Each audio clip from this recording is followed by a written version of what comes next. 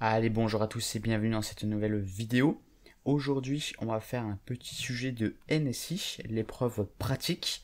On va s'attaquer du coup au sujet numéro 1 de la session 2023.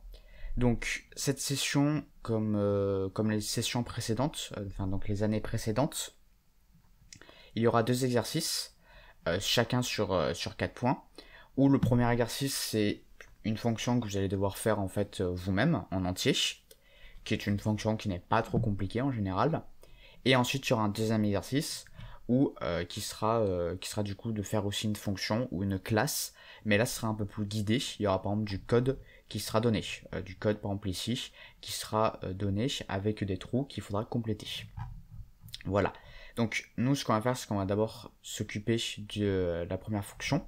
Donc nous, la première fonction qu'on doit faire, c'est la fonction vérifie, qui prend en paramètre un tableau de valeurs numériques, non vide, et qui renvoie true si ce tableau est trié dans l'ordre croissant, false sinon. Alors ce qui est bien en plus, c'est qu'on a quelques petits exemples. Donc on a du coup la fonction vérifie, donc il faudra respecter aussi du coup la casse et l'orthographe. Donc la fonction vérifie, elle prend en paramètre un tableau, hein, comme c'était indiqué. Là, on a du coup les valeurs dans ce tableau 0, 5, 8, 8 et 9. Et si on regarde, est-ce qu'ils sont triés dans l'ordre croissant? Oui, 0 est plus petit que 5, 5 est plus petit que 8, 8 est plus petit ou égal à 8, et 8 est inférieur à 9. Du coup, si l'information que ça nous donne là, c'est que il faut que ça renvoie vrai si deux valeurs consécutives sont égales. Donc en fait, c'est trié dans l'ordre croissant, ça veut dire si les valeurs sont inférieures ou égales, pas inférieures strictement. Alors peut-être que pour certaines personnes c'est évident, ça l'est pas forcément quand on nous dit est-ce que les tableaux doivent être triés dans l'ordre croissant. Mais il faut penser du coup à ce cas-là, où dans ces cas on peut avoir en fait des valeurs de même, des nombres de même valeur, et donc du coup il faudra dire si que c'est bien vrai. S'ils sont bien évidemment placés côte à côte. Si on avait un 8, puis ensuite un 9, puis ensuite un 8, là évidemment ce serait plus bon. Voilà. Donc du coup il faudra vérifier si une valeur est inférieure ou égale à la valeur suivante. Alors du coup, ensuite, quand on regarde le deuxième appel, donc là on a 8, 12 et 14, donc c'est pas très dans l'ordre croissant, et donc du coup ça nous renvoie bien faux ou false. Ensuite on a pareil, vérifier avec moins 1 et 4, et vérifier avec juste 5.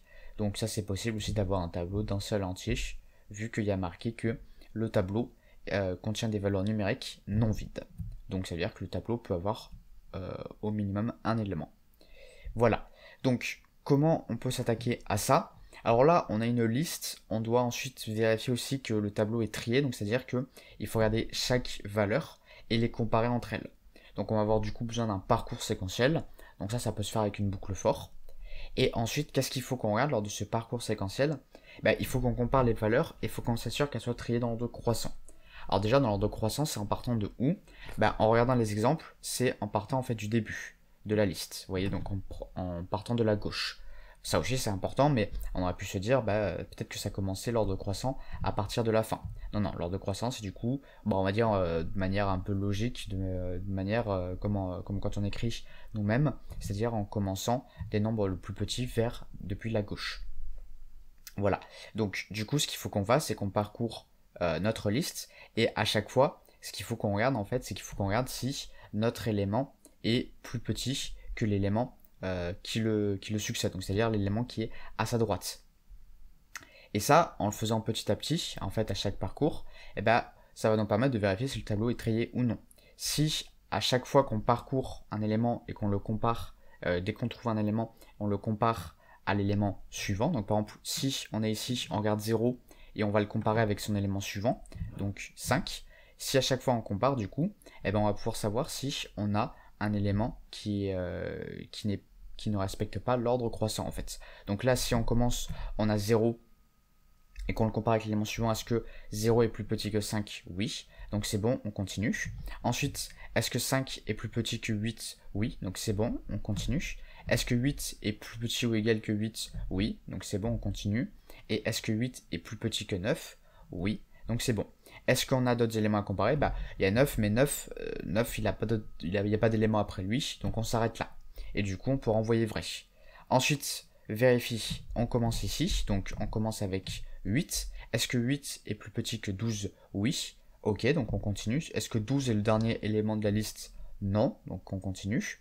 Est-ce que 12 est plus petit que son élément suivant, c'est-à-dire 4? Non, donc on renvoie faux.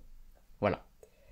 Et pareil pour les autres. Donc voilà, du coup, la méthode, c'est que ce qu'on va faire, c'est qu'on va parcourir séquentiellement, donc c'est-à-dire parcourir linéairement, donc élément par élément, notre tableau. Et à chaque fois, ce qu'on va faire, c'est qu'on va le comparer à son élément suivant. Et l'élément suivant, on va voir s'il est bien inférieur, non, s'il est bien supérieur ou égal à notre élément qu'on a actuellement. Et si c'est pas le cas, du coup ça veut dire que la liste n'est pas triée, et si c'est le cas, ça veut dire qu'on peut continuer, il faut aller jusqu'à la fin de la liste. Et ça on peut le faire juste en comparant deux éléments à chaque fois. Pourquoi? Tout simplement parce que si on arrive, par exemple, disons qu'on est ici dans notre liste, qu'on a déjà comparé les éléments précédents, est-ce que 8 est inférieur ou égal à 8? Oui. Est-ce que du coup, cet élément va bien être supérieur ou égal aux éléments qu'on a vus avant? Oui, donc il n'y a pas besoin de le faire, tout simplement parce que on a déjà vérifié tout ce que, quand je vous dis qu'on est ici, on a déjà vérifié en fait que tous ces éléments ici, et même cet élément-là, étaient bien triés dans l'ordre croissant. Donc du coup, quand on compare avec l'élément suivant, on n'a pas besoin de prendre cet élément suivant et de le comparer aux éléments d'avant. Voilà, et donc c'est du coup comme ça qu'on va faire. Alors, du coup, j'ai déjà écrit le code parce que sinon c'est un peu barbant quand je tape au clavier. On entend à chaque fois le bruit du clavier, c'est pas agréable. Donc là, on a d'abord notre fonction vérifie qui prend en paramètre tableau, qui est une liste, du coup, une liste d'entiers. Moi, j'ai appelé mon paramètre tableau. Et ensuite, j'ai du coup une boucle for, donc je vais faire un for i in range len tableau -1. Je vais expliquer après pourquoi il y a un -1 là. Ensuite, je vais faire if tableau i plus 1 inférieur à tableau de i, return false. Alors, qu'est-ce que ça veut dire? Ça veut dire que je suis à mon ième élément dans ma liste, ou dans mon tableau. Ce que je veux faire, c'est que je veux le comparer avec l'élément suivant. Donc, c'est-à-dire l'élément qui a l'index i plus 1. Vous voyez, si par exemple je suis ici à ce 8, ça c'est mon élément qui a l'index i. L'élément après lui, c'est l'élément i plus 1. Ok? Si on regarde, par exemple, 0 est à l'index 0, 5 est à l'index 1, 8 est à l'index 2, et donc l'autre 8 est à l'index 3. Voilà. Moi, ce que je vais faire, c'est que je vais comparer du coup ces deux éléments. Si l'élément suivant, donc l'élément qui est juste après mon élément qui se trouve à l'index i, est plus petit que mon élément à l'index i, ça veut dire que je n'ai plus l'ordre croissant. Parce que ça veut dire que j'ai du coup un élément suivant qui est plus grand, strictement plus grand, donc ce qui n'est pas bon. Donc du coup, ce que je fais, c'est que je return false. Donc ça va arrêter ma boucle, pas besoin de faire la suite, vu que j'ai trouvé qu'il y avait deux éléments qui n'étaient pas dans l'ordre croissant. Donc du coup, je renvoie faux. Et ça, du coup, je le fais à chaque fois. Et pourquoi, du coup, il y a un len de tableau -1? Nous, ce qu'on veut, c'est qu'on veut parcourir tous les éléments. Donc parcourir tous les éléments, il faut aller de l'index 0 à l'index n-1, où n, c'est la taille du tableau. Tout simplement parce que l'index commence à 0. Donc du coup, c'est-à-dire que le dernier élément se trouve à la longueur du tableau -1. Enfin, n, qui correspond à la longueur du tableau, -1. Et là, le truc, c'est que moi, ce que je fais, c'est que je fais un tableau de i plus 1. Donc c'est-à-dire que je regarde l'élément juste après. Le problème, c'est que si je mets juste len de tableau, ça veut dire qu'à un moment, i va être égal à n-1. Je rappelle, n, c'est la longueur de mon tableau. Donc vous voyez, ici, mon tableau fait 5. Donc du coup, mon dernier index, il aura pour valeur 4. Puisque n vaut 5. Et comme je dis, le dernier index, il est la valeur du dernier index de la liste, c'est n-1. Donc c'est-à-dire 5 moins 1, 4 ici. Et si vous le vérifiez, 0, 1, 2, 3, 4. Voilà. Et donc du coup, je vous disais, si je ne mets pas de -1 ici, ça veut dire que quand je vais arriver là, je vais comparer du coup le 9 avec l'index suivant. Sauf qu'il n'y a pas d'index. Il n'y a pas d'index, ok? C'est le dernier élément. Donc du coup, je ne peux pas le comparer avec l'index, avec l'élément qui se trouve l'index i plus 1. Ce n'est pas bon. Donc ça va me renvoyer une erreur. D'où pourquoi je fais -1. En fait, je n'ai pas besoin de regarder le dernier élément. Tout simplement parce que je ne peux pas le comparer avec l'élément suivant vu qu'il n'en a pas. Ce qui veut donc dire qu'en fait, ma liste, mon parcours, va aller jusqu'à l'avant-dernier élément de ma liste. Et donc du coup, Pour faire ça, bah, ce que je fais, c'est que je mets un -1 pour que le dernier i soit du coup le i qui soit égal à la valeur de l'avant-dernier élément. Donc du coup, si on veut essayer de généraliser ça, si on dit que la taille de notre liste vaut n, l'index du dernier élément c'est n-2. Parce que lui c'était n-1, donc du coup si je me décale de 1 vers la gauche, bah du coup c'est n-2. Et si on le vérifie avec cet exemple, à nouveau n vaut 5. Donc lui du coup il devait être égal à 3. Et si on regarde, donc lui index 0, lui index 1, lui index 2, le 8 là, et le troisième 8, index 3. Voilà. Ce qui vérifie bien du coup notre formule. Et à la fin, si j'ai réussi à tout parcourir et que je n'ai pas renvoyé de faux, donc je n'ai pas arrêté ma boucle, eh bien je renvoie vrai. Ça veut tout simplement dire que tous mes éléments sont traités dans l'ordre croissant. Et ça, on peut le vérifier. Je vais prendre quelques instances, enfin quelques appels, hop. Donc par exemple, lui, true, c'est bien le cas, hein. Je vais prendre aussi lui, allez, hop. Voilà. False, c'est bien le cas, puisque 12 est plus grand que 4. Hop. Après, pareil pour lui. Je vais le tester. Voilà. True, c'est bien vrai.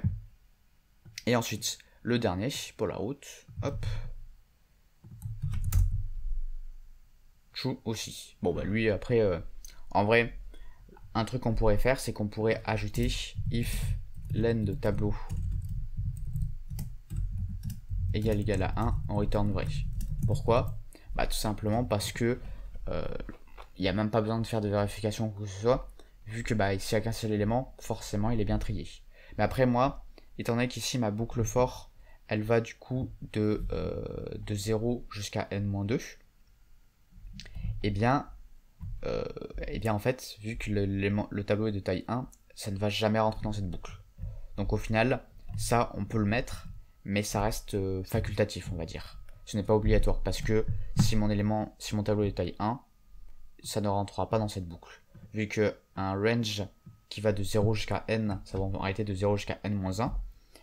Et là, vu que j'ai enlevé encore un 1 ici, bah du coup ça va de 0 à n-2. Donc là, n ça représente l'n de tableau.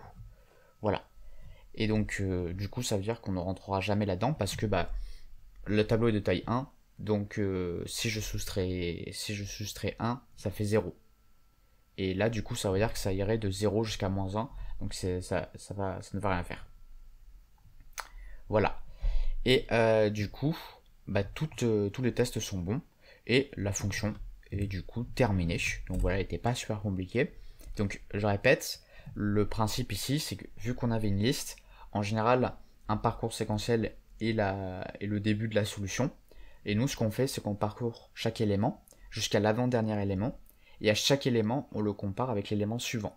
Si l'élément suivant est plus petit que l'élément actuel, et ben ça veut dire que l'ordre croissant n'est pas respecté, donc on renvoie faux.